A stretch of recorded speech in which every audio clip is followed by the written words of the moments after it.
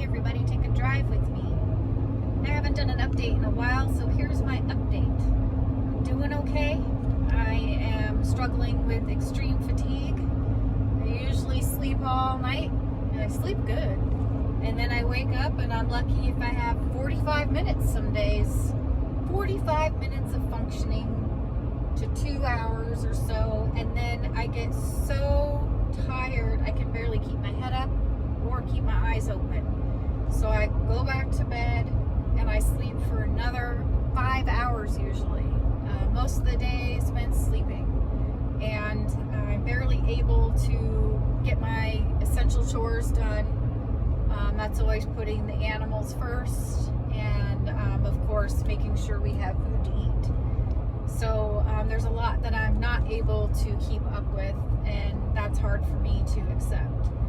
But otherwise, I'm doing okay. I am just dealing with the flares still, the autoimmune flares. There's no real diagnosis. It's most likely caused from immunotherapy, because immunotherapy unleashes your immune system. It turns off the brakes on it in hopes that it attacks the cancer cells, but it can also go very badly and attack healthy cells, and that's probably what's happening to me.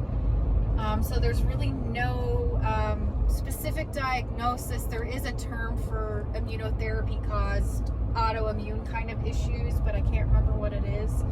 I have been almost diagnosed with Still's disease because I get these fevers, and sometimes they last for days.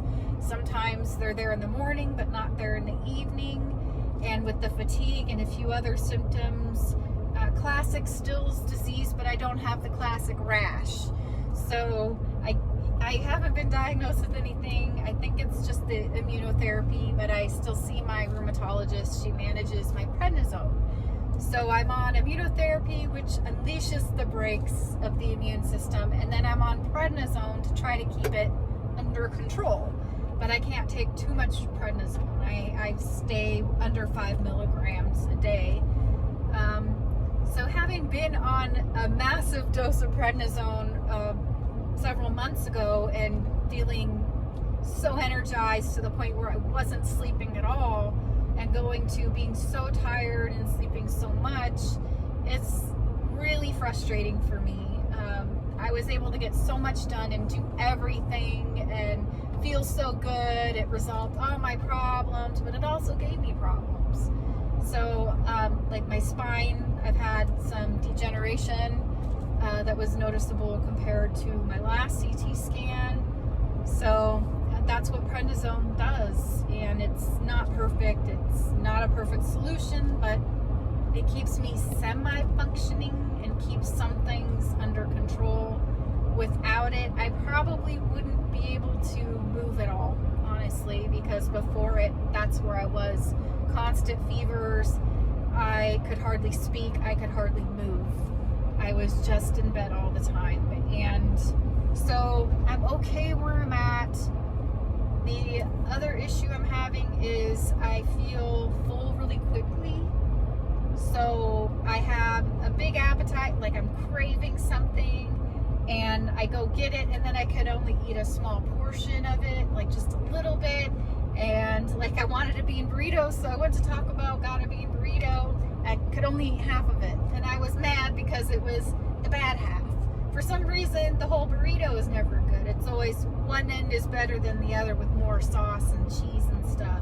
And I happened to pick the wrong end, so I was pretty mad about that. But anyway, so that's how I'm doing. The ureter situation, you know, I have a tumor blocking the ureter from draining into the bladder correctly, so the ureter is stretched out, and that causes me minor pain. There was a few days that I was in immense pain that I couldn't even move without crying, and I got pain meds, and that just reset everything after just a few pills. So thank goodness I'm better now. I will always have pain because I've had major abdominal surgeries, but it's absolutely manageable. It's just there, and I can deal with it now. But I've learned not to let it get out of control like it was. So nothing has been done with the ureter. They left that up to me. So I don't have a ureter stent. At some point I will need one. I guess it's going to be an emergency when that happens, because I went in to try to get it before it became an emergency and they didn't want to do it. So that's where I stand with that. But because I'm back on immunotherapy, I have imaging every 3 months. So we'll keep an eye on things from imaging. And that's where I'm at right now. I'm feeling really good the last 2 days after a rough start to the week. And I just do what I can on the good days and let myself sleep on the bad days, or the days that I can't do anything else.